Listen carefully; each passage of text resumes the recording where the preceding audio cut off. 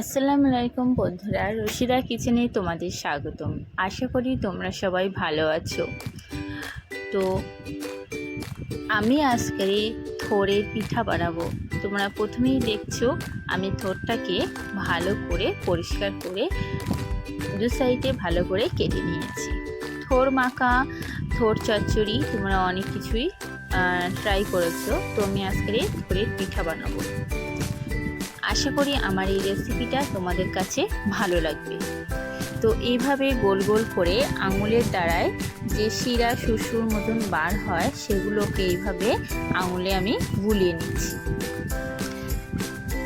তো আমি এইভাবে এবারে কুচি কুচি করে নেব, যাতে ভালো করে ঠোঁটটাকে পাটার সময় কোনো রকমের শিরা না থাকে। তো এইভাবে কুচি করে নিচ্ছি। আমার থোড়টা আমি এখানে কচি থোড়টাই নিয়েছি। দেখো আমার কুচি কুচি করা হয়ে গেছে। আমি এখানে একটি বড় সাইজের আধান মতো পেঁয়াজ নিয়েছি। এটাকে ভালো করে ছাড়িয়ে নিচ্ছি।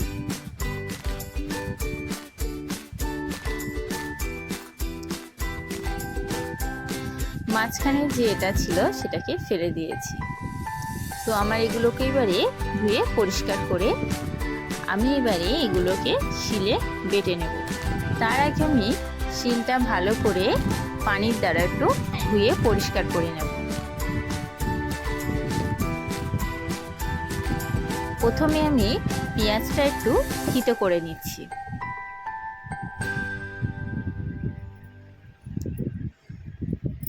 এভাবে থেতো করে নেব। তোমরা এটা মিক্সারেও করতে পারো। তো আমি এখানে বাটার জন্য শিলনোড়াটা ইউজ করছি।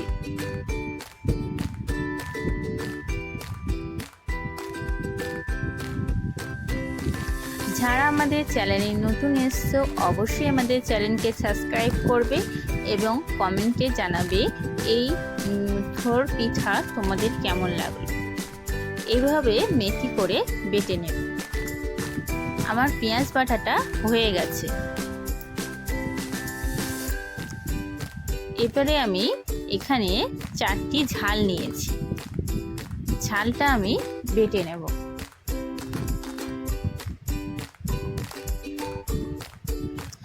ঝালটা বাটার পরে এবারে আস্তে আস্তে তুলে নেব। ঝালটা বেটে নেওয়ার পরে আমি শিলটা ও নোড়াটা ধুয়ে নেব, কারণ হাতে অন্য কোথাও ঝাল লেগে থাকলে জ্বালা করবে। তো আমি থোড় বাটার আগে শিল নোড়াটা ভালো করে ধুয়ে নিচ্ছি। এবারে আমার আগে থেকে ধুয়ে রাখা যে থোড় কোচাটা ছিল সেটাকে এবারে বেটে নেব। পুরো কচি থোড় একবারই বাটায় আমার পুরো মেথি হয়ে যাচ্ছে, তোমরা দেখতেই পাচ্ছ। এইভাবে বেটে নেব।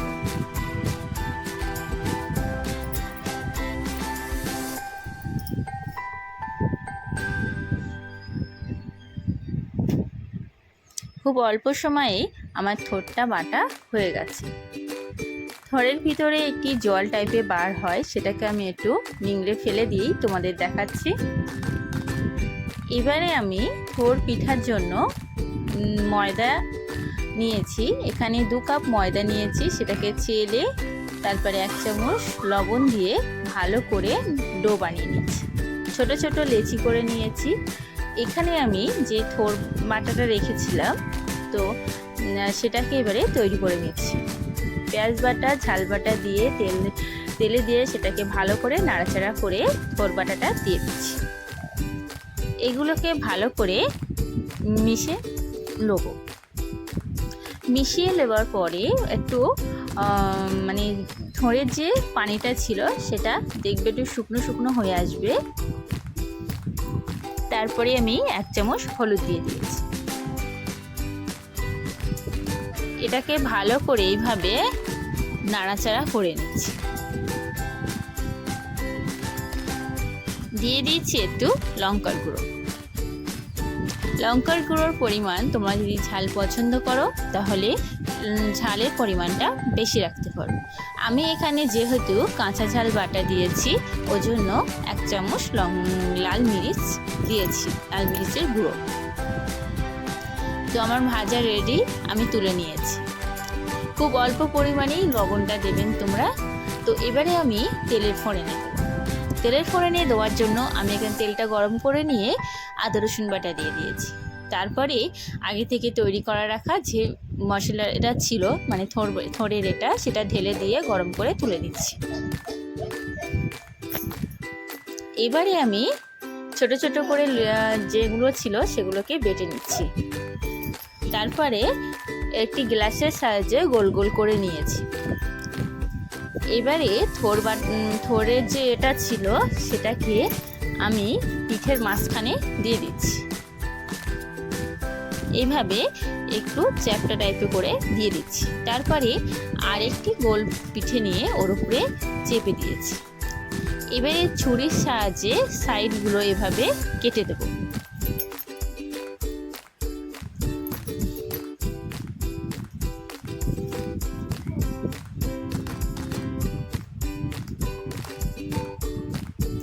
যখনই তোমরা থোড় পিঠা বানাবে একটু ধৈর্য ধরেই বানাবে, কারণ একটু সময় ধরেই এই পিঠাটা বানাতে লাগে।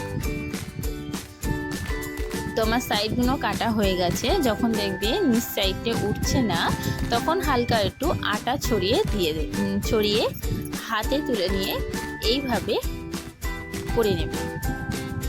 কারণ অনেক সময় ডোটা পাতলা টাইপের হয়ে যায় একটু, তো তখন হাতে উঠতে চায় না, তখন তোমরা হালকা একটু আটা ছড়িয়ে এইভাবে হাতে করে নিয়ে করে নিতে পারো।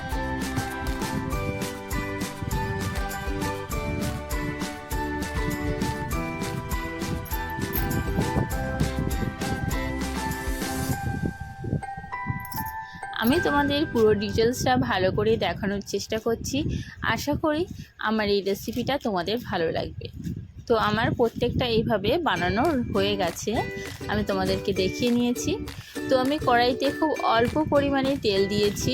তেল দেওয়ার পরে একে একে ঠিক মাছ যেভাবেই ভাজে সেভাবে দিয়ে দিয়েছি।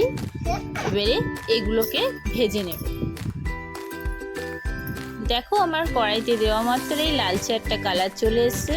আমি অপর পিঠটা এইভাবে উল্টে দিচ্ছি। এইভাবে উল্টে পাল্টে পুরো পিঠেটাই ভেজে নেব। একটু সময় ধরেই ভাজবেন, তাড়াহুড়ো করতে গেলে তাড়াতাড়ি পুড়ে যাবে এবং তিতকুটি লাগবে। তো এইভাবে আস্তে আস্তে আমি পিঠেগুলো ভেজে নেব।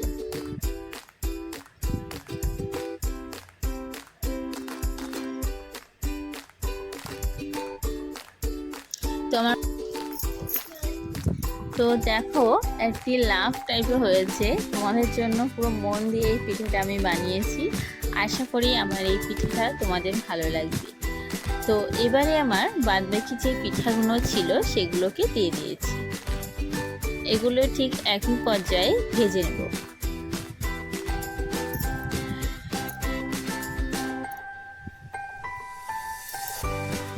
এক সাইড হয়ে গেছে, আমি অপর সাইডটা এইভাবে পাল্টে দিয়েছি।